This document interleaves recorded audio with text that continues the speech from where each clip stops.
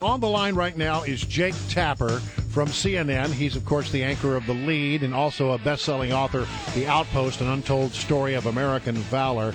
Jake, it's always a pleasure to have you. I don't think we've had you on for a while, so welcome back. Oh, it's good to be back. Thanks for having me on. All right, so look, there's a lot of things I want to talk to you about, but there's been something I've been down. You spent a lot of time in that White House briefing room. Yep. You know, I've been in that room. I know you've been there a lot longer than I was ever there. So here's my question, and it may seem like a small thing, but if I were a White House correspondent, it would just irk me to no end. And it's the issue of Uncle Onyango. Now, I don't want to get off on what is not really just sort of a small potato story, but it's sort of emblematic of a bigger issue. Somebody came and said to the White House press room, what's the relationship between the president and his uncle? You know, his uncle got arrested, and they had some immigration issues, and that was all being worked. They want, what is his relationship? And they say they never met him. Well, Uncle Onyango goes to court and says, oh, yeah, he stayed with me. Barack Obama stayed with me when he was a student at Harvard for 3 weeks. And then they had to go back to the White House and say, well, which is truth? And all of a sudden the story changed because they said, well, this time we actually checked with the president. Look, when you ask questions of the White House press office, one assumes that the answers are correct and that they've been checked out. Does this bother you as much as it bothers me? Well, look, I mean, it's not good for the president for people to be giving false answers on his behalf. And then it requires that they then correct the record, and then it requires that they apologize if they did for getting it wrong to begin with. I don't frankly understand it. I mean, they are paid to answer questions and to do so truthfully and honestly. And, I don't know very much about the situation you're talking about beyond the broad contours which you just laid out. But, yeah, look, I mean, it bothers me anytime any spokesman or any politician gives an answer that isn't accurate. It makes me wonder, when are they telling me the truth and when are they just making it up? And especially at a time when we've had this whole running story and this whole theme that, you know, the things that the president said about Obamacare have turned out to not be correct. Yeah, I mean, it doesn't matter to me whether it's a spokesman for Bush or a spokesman for Obama or a spokesman for, Palin or Ryan or Hillary or Martin O'Malley. I mean, the bottom line is the truth is always the best answer, and if you don't know it, then you find it out, and that way you avoid embarrassing the person for whom you work by having not given the accurate answer.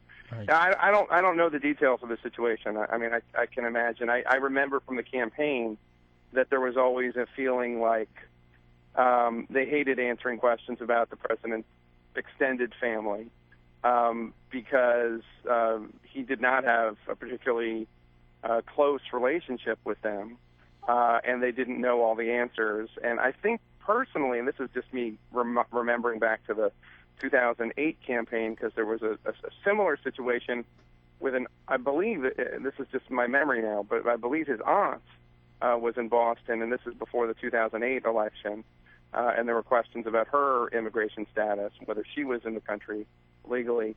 And, they found it annoying, the Obama campaign in 2008. They found it annoying to be asked questions about that because they felt it was conservatives trying to distract from more substantive issues. And, both can be right. It can be annoying and it can be conservatives trying to distract, but it's still an accurate story of what's going on, and voters are entitled to the truth. All right. So, Jake, Ezekiel Emanuel's doing the rounds on the talk shows this weekend.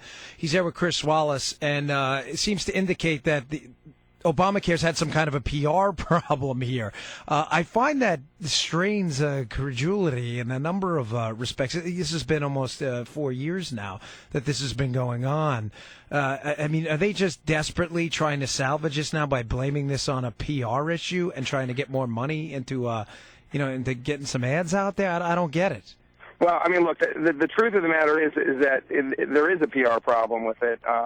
That's not to say that there aren't other problems with it, but there is a PR problem with it, and they need the PR problem to be fixed because they need people to sign up for Obamacare. I mean, they need, especially what are called the young invincibles, the young healthy people. They need them to go on the exchanges and sign up. So that's not to belittle other problems with the legislation, with the law. Right. But there is a PR problem because this requires millions of people to voluntarily go onto a computer website that has been troubled, to say the least. And so they do need that part of it to be fixed. Although I hear your larger issue that there are issues beyond publicity. Well, Jake, the reason I bring it up is it puts him in a really bad situation. I watched Ezekiel Emanuel almost panic when they brought up the economic issue here. What I guess Wallace was hinting at to him was that, the penalty's only $95, so it's not significant enough for these young invincibles to sign up. They're saying, hey, I'd rather just pay the penalty and get insurance when I get sick. So his only response was, oh, yeah, but the penalty's really going to go up, and it's going to be 1% of income, which we all know as time goes on. So that's kind of a bad PR problem to have. We're going to penalize you even worse if you don't sign up for something you don't want later. That's what I probably should have been more clear. I don't understand how PR is going to help them advertise the fact that there's going to be a more significant economic penalty down the road if they do something. If they force them to do something, they can't win here. Well, yeah, I mean, it's really different. It depends on your definition of PR. I mean, the idea of selling this to young people, saying you need to sign up, you need to get health insurance, you need to have this, because there's an economic model that in order for it to function, everybody needs to sign up. That's a difficult case to make.